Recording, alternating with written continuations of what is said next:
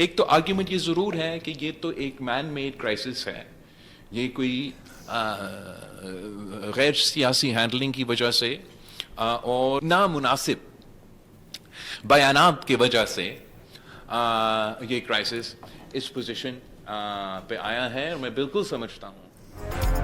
بلاول بھٹو نے پاک فوج کو ریڈ لائن قرار دے دیا، پاکستان اور فوج کے خلاف کوئی بات برداشت نہیں کی جائے گی، ہمارے دل کشمیریوں کے ساتھ دھڑکتے ہیں، کشمیریوں کے ساتھ کیے گئے عہد کو پورا کرنا ہے۔ بلاول بھٹو کا مظفر آباد میں پیپلز پارٹی کے عہدیداروں اور ٹکٹ ہولڈرز سے خطاب، وفاقی وزراء کے بیانات بحران کا سبب قرار، تنازع کے حل کے لیے کردار ادا کرنے کی پیشکش، مظاہرین کو دھرنا اور مارچ ختم کرنے کا مشورہ، کمیشن قائم کرنے کی تجویز بھی دے دی۔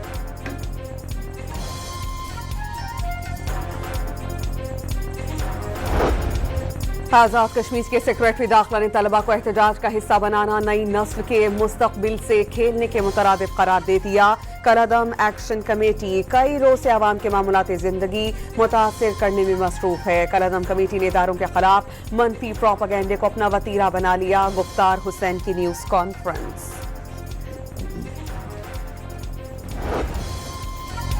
کالعدم ایکشن کمیٹی کے مسلح جتھوں کے شہریوں اور قانون نافذ کرنے والے اہلکاروں کو نشانہ بنانے کے ٹھوس شواہد سامنے آ گئے۔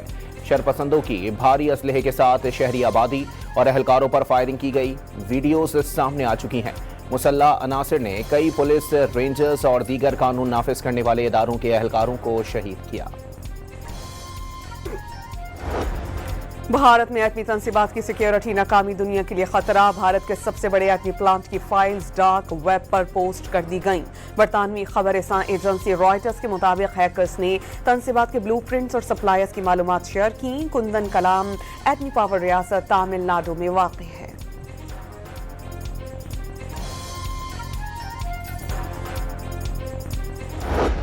امریکی سینٹ کوم نے ایران پر نئے حملے شروع کر دیے۔ امریکی فوج کے مطابق حملوں کا مقصد ایرانی بحری فوج کی صلاحیتوں اور استعداد کو مزید کمزور کرنا ہے۔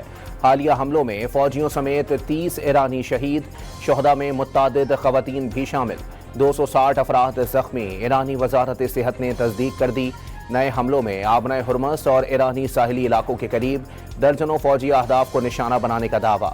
بندر عباس، جزیرہ کیش اور کشم میں دھماکہ، صوبہ خوزستان بھی دھماکوں سے گونج اٹھا۔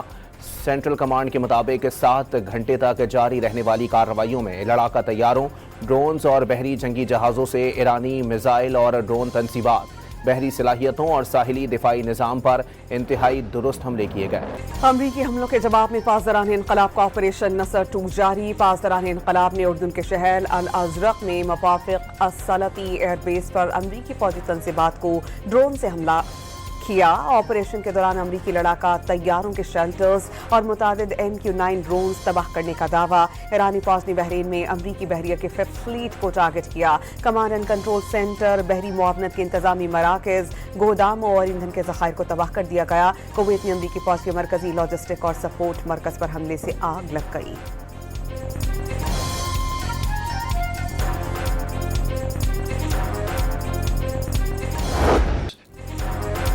امریکی صدر کی معاہدہ نہ ہونے پر اگلے ہفتے ایران کے بجلی گھروں اور پلوں کو تباہ کرنے کی دھمکی۔ کہا ایران پر حملے تب تک جاری رہیں گے جب تک وہ نہ کہیں کہ بس بہت ہو گیا۔ فاکس نیوز سے گفتگو میں صدر ٹرمپ نے کہا کہ ایران کو بری طرح نشانہ بنا رہے ہیں۔ ایران میں جنگ لڑنے کی ابھی کچھ صلاحیت باقی ہے، لیکن یہ بہت زیادہ نہیں۔ گزشتہ روز ایران کے ساتھ بات چیت ہونے اور معاہدے پر زور دینے کا دعویٰ بھی کر دیا۔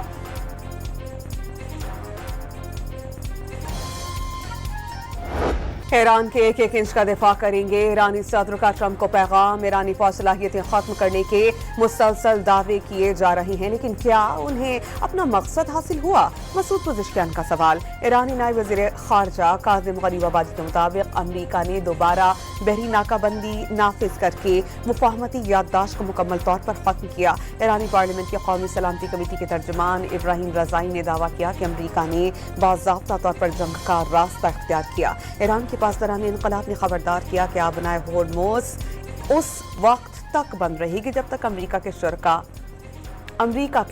کا خاتمہ نہیں ہو جاتا۔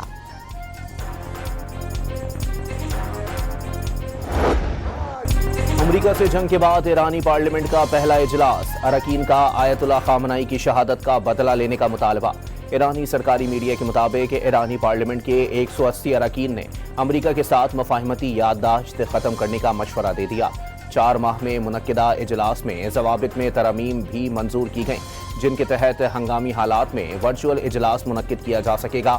اجلاس میں مسلح افواج کی مکمل حمایت کرنے کا عہد کیا گیا۔ کئی اراکین انتقام کی نشانی سرخ پرچم بھی اٹھائے ہوئے تھے۔ بنائے ہرموز میں امریکی فوج کی جانب سے ایران کی بحری ناکہ بندی دوبارہ شروع۔ سینٹرل کمانڈ کے مطابق ایران سے آنے اور جانے والے جہاز روکے جائیں گے۔ دیگر ممالک کے لیے بنائے ہرموز کھلی رہے گی۔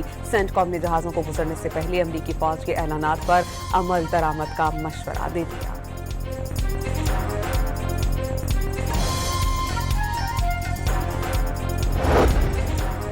ایرانی حملوں میں کویتی بحری جہاز نشانہ بن گیا، 4 فوجی زخمی ہو گئے۔ کویتی فوج کے مطابق حملوں میں 1 بیلسٹک میزائل، 5 کروز میزائل اور 33 ڈرونز کو روکا گیا۔ حملوں میں کئی اہم اور شہری تنصیبات کو نشانہ بنایا گیا اور گرنے والے ملبے سے نقصان پہنچا۔ کویت میں فضائی حملوں کی اطلاع پر دفاعی نظام فعال کر دیا گیا۔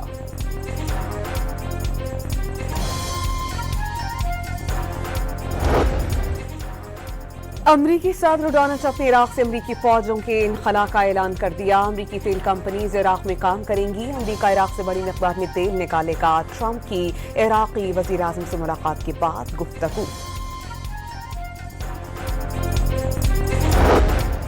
ایران جنگ پر شدید اعتراض کے بعد امریکی سینٹ میں سالانہ دفاعی پالیسی بل مسترد۔ ڈیموکریٹس نے بل پر بحث رکوا دی۔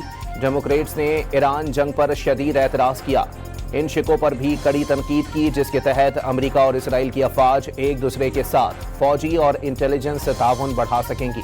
ووٹنگ میں بل 46 کے مقابلے میں 50 ووٹوں سے مسترد کیا گیا۔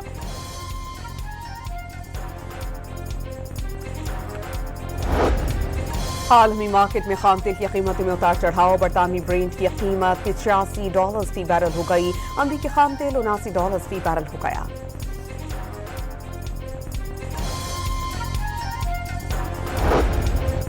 وزیر اعظم نے کفایت شعوری اقدامات پر آج ہونے والا شیڈیول اجلاس ملتوی کر دیا۔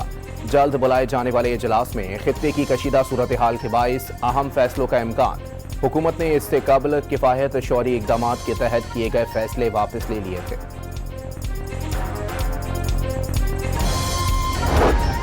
وزیر اعظم کے FBI کے سینئر افسران کو ہر ماہ کے پہلے ہفتے کراچی کا دورہ کرنے کی ہدایت۔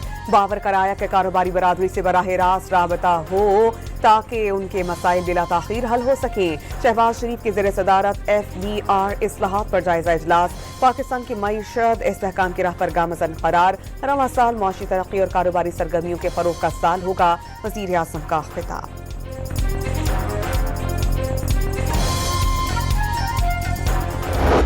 جب ہم بجٹ بناتے ہیں، کل کی بات کرتے ہیں، پرسوں کی بات کرتے ہیں، اگلے سال کی بات ہوتی ہے، but both of these existential issues, which is the population growth and climate change. بڑھتی آبادی کے مسائل کو حل نہ کیا تو اپنے قیام کے 100 سال بعد 2047 کے ترقی یافتہ پاکستان کا خواب پورا نہیں ہوگا۔ وفاقی وزیر خزانہ محمد اورنگزیب کا عالمی یوم آبادی پر سیمینار سے خطاب۔ وفاقی وزیر صحت سید مصطفیٰ کمال کا ہر سال دوران زچگی 11,000 خواتین کے انتقال کر جانے کا انکشاف۔ پاک فوج FC بلوچستان اور پولیس کا مشترکہ آپریشن چابان جاری ہے۔ مزید 3 خارجی ہلاک۔ آپریشن کے دوران مارے جانے والے دہشت گردوں کی تعداد 88 ہو گئی۔ 5 جولائی سے اب تک کارروائیوں میں 126 خارجی ہلاک ہو گئے۔ سانحہ زیارت میں شہید پولیس اہلکاروں کے لواحقین کا دھرنا 7ویں روز میں داخل۔ حکومتی مذاکراتی کمیٹی اور دھرنا شرکا کے درمیان مذاکرات میں بڑی پیش رفت نہ ہو سکی۔ وزیر داخلہ اور وزیر صحت بلوچستان کے لواحقین سے مذاکرات رات گئے تک جاری رہے۔ سانحہ زیارت کے لواحقین اور دھرنا کمیٹی کا آج صوبے بھر میں مظاہروں کا اعلان۔ میں معافی مانگتا ہوں اپنے فوج کے جوانوں سے، میں معافی مانگتا ہوں ان شہداء کی ماؤں سے،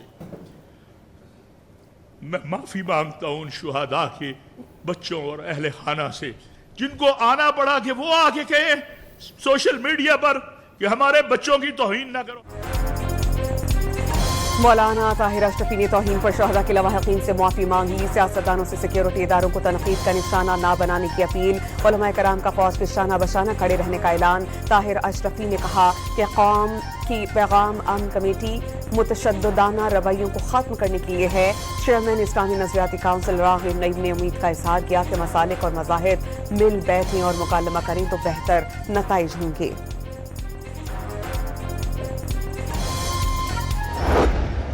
میں نے حکومت سندھ کی طرف سے قومی پیغام امن کمیٹی کو بھرپور تعاون کا یقین دلایا ہے تاکہ جو ایک مشن ہے کہ پاکستان کو امن کا گہوارہ بنایا جائے.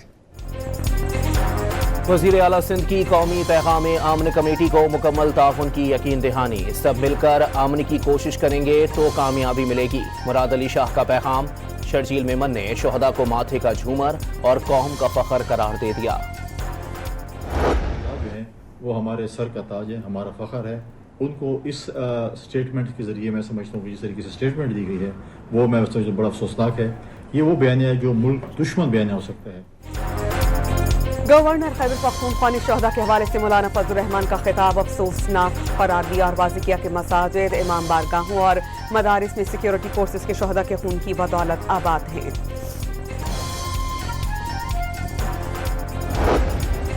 اسپیکر پنجاب اسمبلی ملک احمد خان نے فضل الرحمان کا شہداء سے متعلق بیان افسوسناک قرار دے دیا. قوم سے معافی مانگنے کا مطالبہ. واضح کیا کہ مٹھی بھر لوگ اکثریت کو یرغمال بنانا چاہتے ہیں. دہشت گردی کے خاتمے پر پوری قوم کا اتفاق ہے. گوجرانوالہ کی عدالت میں مولانا فضل الرحمان کے خلاف اشتعال انگیز تقریر پر اندراج مقدمہ کی درخواست. عدالت سربراہ JUI کو طلب کر لیا. وزیر اعلیٰ پنجاب مریم نواز نے chief minister pink salt value addition financing scheme کا ڈیجیٹل اجرا کر دیا. 10,000 افراد کو ملازمت کے مواقع ملیں گے.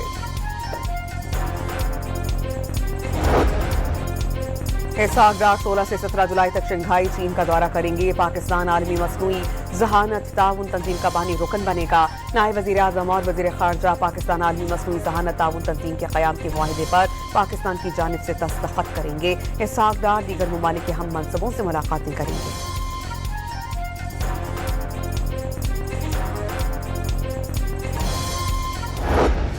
کراچی میں 3 تلوار پر ڈکیتی مزاحمت پر قتل. ڈاکٹر آکاش قتل کیس میں اہم پیش رفت. 3 ملزمان کو 36 گھنٹوں میں گرفتار کر لیا. DIG ساؤتھ اسد رضا کے مطابق ڈاکٹر آکاش کو ایک گولی لگی جو جان لیوا ثابت ہوئی.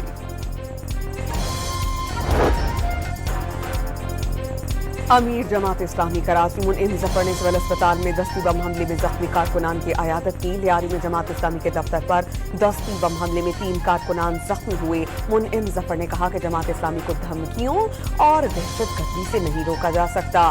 حق دو لیاری کو مہم اور بدل دو نظام تحریک ہر قیمت پر جاری رہے گی.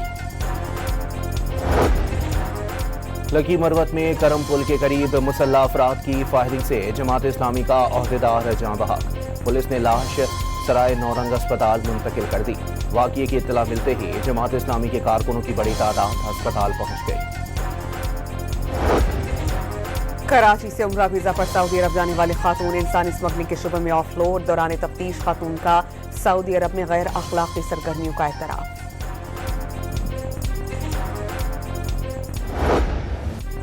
ارجنٹینا اور انگلینڈ کے درمیان فیفا ورلڈ کپ کا دوسرا سیمی فائنل آج ہوگا. ارجنٹینا کے فینس نے اٹلانٹا کو بیونس آئرس بنا دیا. ہر طرف ارجنٹینا کے فینس نظر آنے لگے. فینس نے ٹیم سے لگاتار دوسرا فائنل کھیلنے کی امید لگا لی.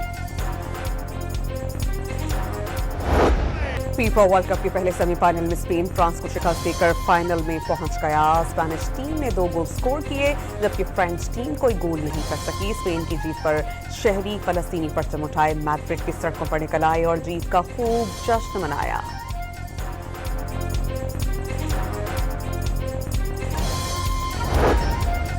سوات اور گرد و نواح میں بارشوں کا سلسلہ وقفے سے جاری. موسم خوشگوار ہو گیا. سیاحوں کی بڑی تعداد جمع.